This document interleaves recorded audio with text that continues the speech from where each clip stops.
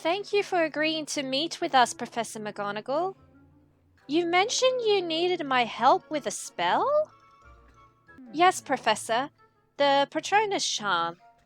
I've been teaching it to them, but they're having trouble producing an actual Patronus. Since we heard you're able to conjure a Patronus, we thought you might be able to give us a few tips. And why, pray tell, is it so important that you to learn a spell so far beyond your level? To test ourselves, to get ahead in our studies, or to prepare for another wizarding war? I mean, I could do it for the points, but she might like it more if I'm thinking more of my education, like more knowledge, more scholar material type of thing. It might throw her off the scent.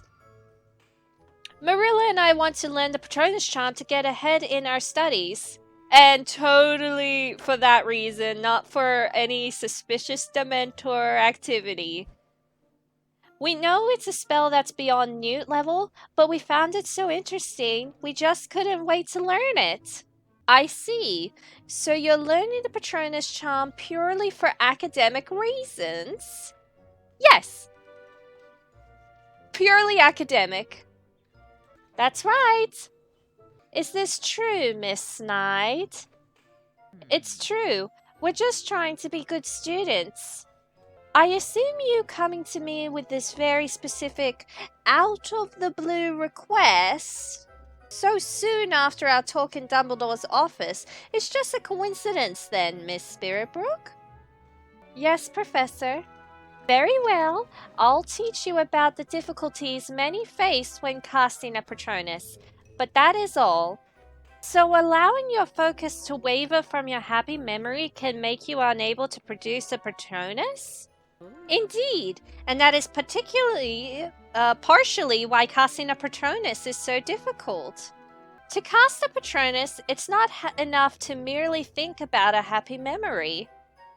You must focus exclusively on it with all your might.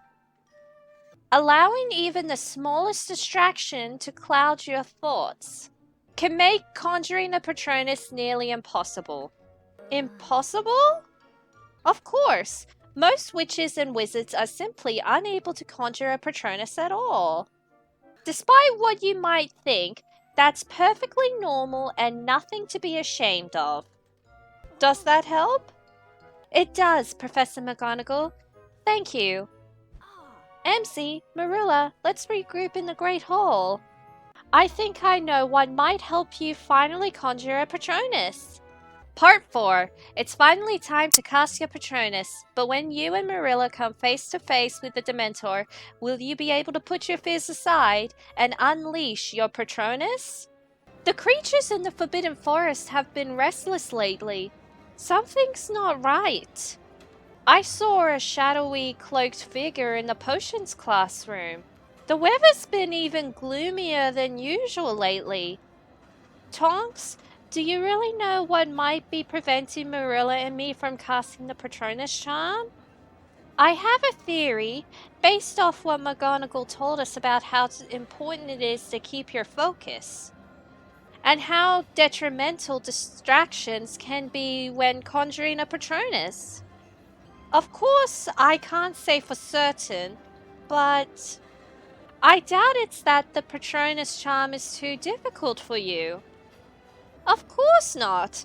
After all, I am the most powerful witch at Hogwarts. Yes, you've told us. So you think we're having trouble focusing only on our happy memories? Exactly. In your case, Emmzy, I think you might be too worried about the Dementor and its connection to the note you found to focus. You're right that my anxiety over the Dementor and whoever is behind it might be making it hard to focus. But what can I do about that? I might be able to push aside my concerns for a bit. But when I see that Dementor, it'll be hard to stop those thoughts from creeping back into my mind. It might help if you confront those thoughts head on and try to move past them. How am I going to do that? By talking through them with us. It's a tactic that you've used on us a number of times to help us get over our worries. Now it's time we use it on you. If talking about my anxieties will help me cast a complete Patronus charm, I suppose it's worth a try. Well, do you feel like your worries are less distracting after talking through them? Yes, actually. And that's not all. Talking to you helped me realize something. Earlier, I said that my main reason for going after the Dementor was to protect my friends. And while that's still partially true, I think it's also because I feel weirdly responsible for the Dementor. It's almost as if because I found the note, and because similar notes have been connected to the cursed vaults, that it's my duty to protect Hogwarts from the Dementor, even if Dumbledore claims differently. That somehow, in some odd way, it'd be my fault if the Dementor hurts anyone. That explains why you kept insisting I hurry and take things more seriously. I understand now you were just trying to help me take my mind off things. That's what all this angst has been about? Well, what did you think, Marilla? You must be dafter than I thought if you believe that you're responsible for someone else's actions. What? If I'm not mistaken, I think that was an attempt in her classic Marula-y way to make you feel better. All I'm saying is that Spirit Brook isn't the only one with problems. You're right, Marilla. It's not right that we neglected you. We helped Emmzy. Now it's your turn. What's distracting you, Marilla? What are you afraid of? Professor McGonagall! Professor McGonagall? Busted. Ahem! Oh, Professor McGonagall! Can we help you, Professor? Professor Dumbledore would like to see you in his office, Miss Spirit Brook. I suggest you do not keep him waiting. You wanted to speak with me, Professor Dumbledore? Ah, Miss Spirit Brook. I was not expecting you so soon. What do you mean? But I thought you said to come straight away. Well, McGonagall kind of assumed. Yes, but you have never been able to listen to the instructions of your professors. Oh, and of course, on the time where I actually do listen to them, you're like, oh, I'll just take my sweet time. Why don't you take a look around while I finish this letter? Then we will talk. Who are you writing the letter to? There, finished. Now, on to why I called you here. Oh, is it because of the thing where because I spoke with McGonagall about learning the spell for Patronus, and then she got suspicious after I left, and then she ran it with Dumbledore. Would you care for a chocolate frog? A sherbet lemon, perhaps? He's trying to butter me up with sweets before he hits me hard with the bad news. Well, that's very kind of you, sir, but I imagine you didn't call me here to offer me sweets. No, but in my experience, I have found that they make difficult questions easier to swallow. Despite promising you would not get involved, oh yeah, McGonagall did tell him about my Patronus talk. Why did you go against my wishes and investigate the threat contained in that note? Wait, you knew about the note? Okay, wait, when? How? You know? I'm just... What? More than you might realize. The truth is, I felt responsible for taking care of the Dementor because of its connection to R. When I found out that Penny had been attacked and that the Dementor was still out there, I knew I had to do whatever it took to keep her and my friends safe. It is noble to want to protect your friends. But when it needlessly comes at the price of your own safety, You must recognize when it is best to leave it to someone better equipped to handle it. I understand, Professor. I'm prepared to accept my punishment. That is very mature of you. But who said anything about punishment? You said if I went against your order, you'd have no choice but to punish me.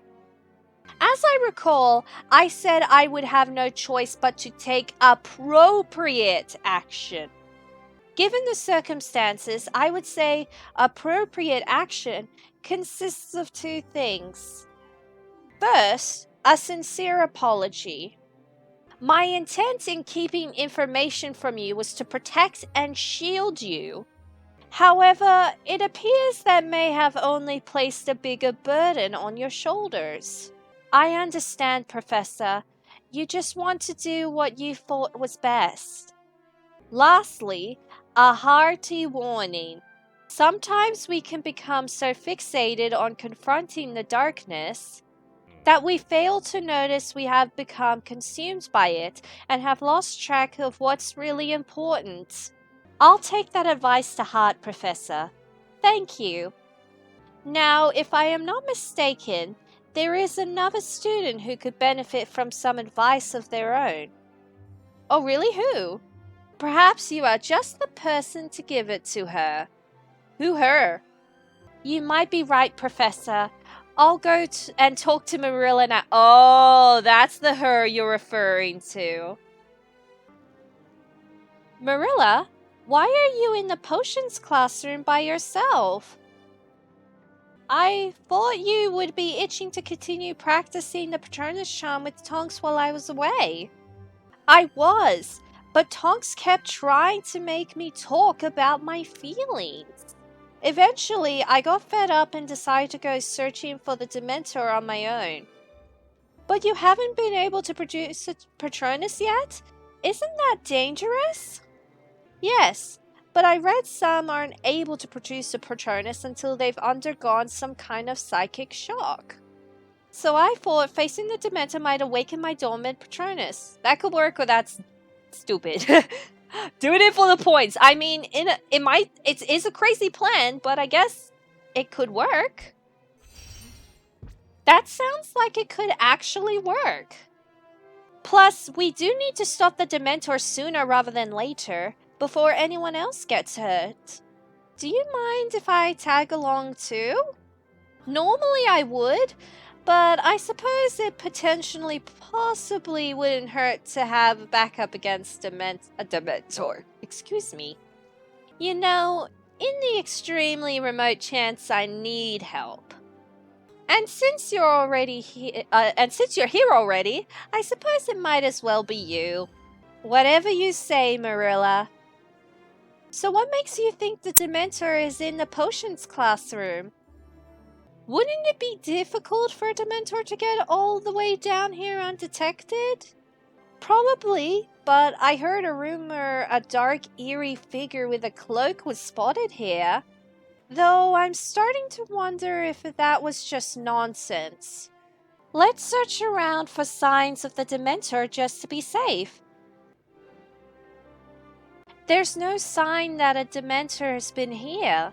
A dark, eerie figure with a cloak? The more I think about it, the more that sounds like it might have just been Snape. This might be my imagination, but you look a little relieved it's not a Dementor, Marilla.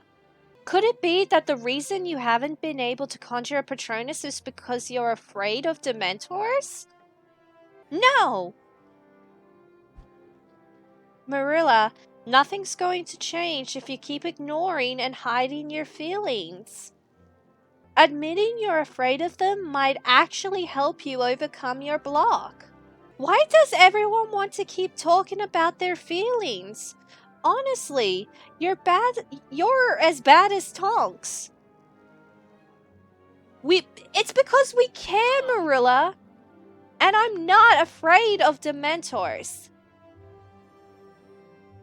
Okay, you're not afraid of Dementors. Then what are you afraid of? I can't say. Marilla, what's more important to you? Keeping whatever it is a secret, or conjuring a Patronus? There you two are! I've been racing around the castle looking for you. I was running so fast, I slipped and fell into one of the suits of armor, which sent a sword flying right towards... Tonks? Sorry. Didn't mean to go off at a tangent there. I came to tell you I spotted the Dementor lurking around the training grounds. Then let's go. This is our chance to drive the Dementor out of Hogwarts. That's odd. I'm sure the Dementor was somewhere around here earlier. Did you expect it to be standing here waiting for you when you came back? Of course not! Dementors don't stand. They hover. But still, it's not hovering around here. Ugh. The Dementor couldn't have got too far. Let's look around and see if we can find it.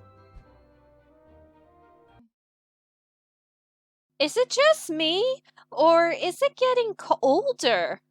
The Dementor must be nearby. Come on, let's keep looking. Wait, Marilla. This might be our last chance to talk before we find the Dementor. Are you sure you don't have anything you want to tell us? Do you really think talking about my worries will help me conjure a Patronus? Would I lie to you? Yes. Would I lie to you about this? If I hear even one snicker out of either of you, have a little faith in us, Marilla. Fine. You know that saying that only those who are pure of heart can cast Patronuses? I thought learning the Patronus charm would let me prove that I'm not the same as my parents. Aww. You want to prove that you're not directly your parents, that you're your own person. But now that I'm close to actually getting my answer, I'm not so sure I really want to know. It looks like you might have to decide sooner rather than later, Marilla. The Dementors found us. Well, I mean, we were standing around. We just made it obvious.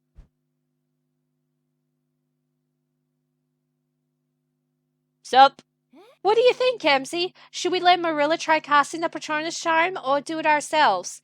Have Marilla or cast the Patronus yourself? No, I'm gonna give Marilla a chance. I know she is shocked right now, but I want her to have a go. Marilla, you should cast the Patronus charm. You're not perfect, but you're not your parents, and you'll prove that when you can conjure a Patronus. Spirit Brook? Have faith in yourself. Expecto Patronum! She did it! I did it! I mean, you casted Patronus. Good job, Marilla. What was that Patronus? It's an incorporeal Patronus, so it's not enough to banish the Dementor, but it brought us time. Okay, well, I'm glad I let Marilla have a go. Dementor's back. He's like, weak. Are you ready to try casting the Patronus charm again, Emmzy? I'm ready. Then focus on your memory of receiving your Hogwarts letter and release your Patronus.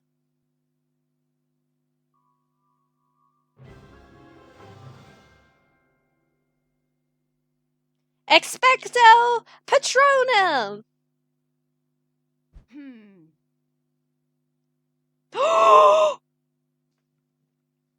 You did it, Emmzy! You summoned a unicorn Patronus! That was so cool and cute. I'm no expert, but I think your Patronus reflects on your empathy. That was brilliant, and it's all thanks to you, Tonks. You did most of the work. All I did was give you a little push. I think Marilla has something she wants to say too. I'll deny ever having said this, but thanks for giving me the encouragement I needed to conjure a Patronus. Even though it was an incorporeal one, but at least you still cast a Patronus. You're welcome, Marilla. There's no trace of the Dementor. I bet R will think twice before threatening Hogwarts again. I wouldn't be so sure. I spotted this note near where the Dementor attacked us. Oh, can you share it with us, Marilla? Like, what has it got to say? Oh, you just give it to me anyway. What does it say, Emmzy? Congratulations, you passed. R. What's that supposed to mean? I'm not sure, but I have a feeling we'll find out. Emmzy, you mastered the Patronus charm, one of the most difficult spells known to wizard kind. Whatever they might throw at you, you can handle it. You're right, Tonks. If that does happen, I'll be waiting with my new Patronus ready. And we are complete. We are finished. We are done. Now back with the main story at hand.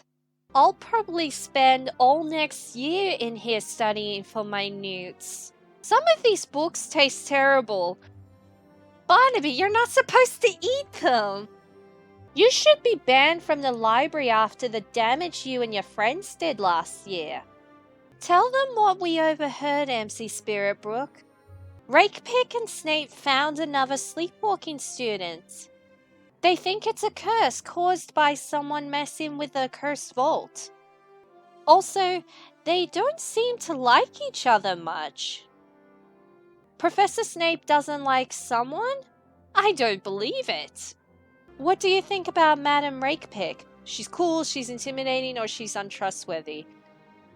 I mean, I don't know if she's cool.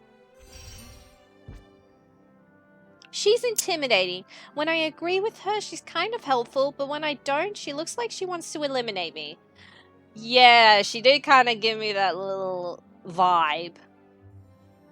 I don't know why, though. Like, I agreed to help her, and then she's like, okay, now I want you out of my way. We should keep trying to find the next cursed vault ourselves. We found a map of the Forbidden Forest inside of the last cursed vault, but it's hard to tell where it leads. Perhaps if we study maps of the Forbidden Forest, we'll discover a path to the next cursed vault. From this map, it looks like the Forest Grove could be our best entrance into the Forbidden Forest. But there are centaurs, trolls, and acromantulas in there too. The creatures in the Forbidden Forest don't scare me as much as getting caught. Dumbledore will have our wands. If we enter the forest at just the right spot, we can be in and out before the creatures or the professors find us. I'm fairly certain we've determined the best place to enter, but that won't help once we're inside. Tulip is right. I went in there with Charlie once and got turned around. I'd still be in there if it weren't for him. Everyone should keep studying the forest to work out exactly what we'll need to do to prepare. Come with me, Emmzy. We have another mystery to solve. Prepare to be entertained by a realistic reenactment of my own botched beheading. When are we going to brew our next potion? That Rakepick woman is hiding something. Tell that traitor Barnaby to watch his back. Charlie told me about your trouble with Marilla. I think she's just jealous of your style. I keep having to stop sleepwalking students from entering the Forbidden Forest. Are they cursed? What did you want to meet about, Rowan? In a very public place and not somewhere private, like our dormitory, perhaps? I think Rakepick is the mysterious R who wrote that letter to Ben and drew the Forbidden Forest map. I mean, that could be a good theory, because her last name starts with R, and the person who writes the letters has the R signature or letter, but why? In addition to the obvious initial, the tone of the letter matched her tone during the start of term feast. We know she's interested in the cursed vaults, and that letter sent Ben to the corridor that led to the ice vault. I still don't understand why we couldn't talk about it in front of our friends at the library.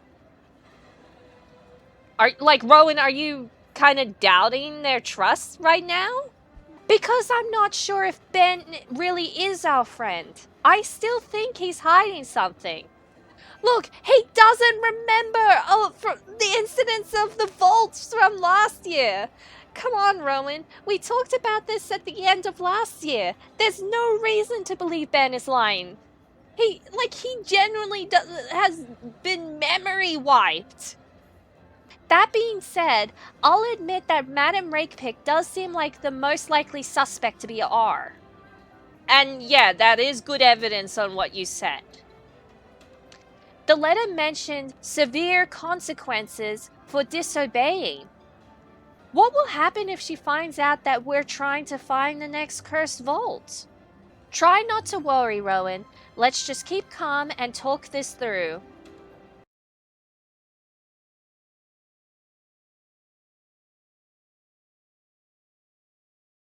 I suppose you're right. We shouldn't accuse Rakepick of being R until we know more about her. I hope we can trust her. We could use her help to break the curse and find the cursed vaults. From their conversation, it sounded like Rakepick and Snape used to be classmates. The other professors might know her too. I'll ask them all about her next time I go to class.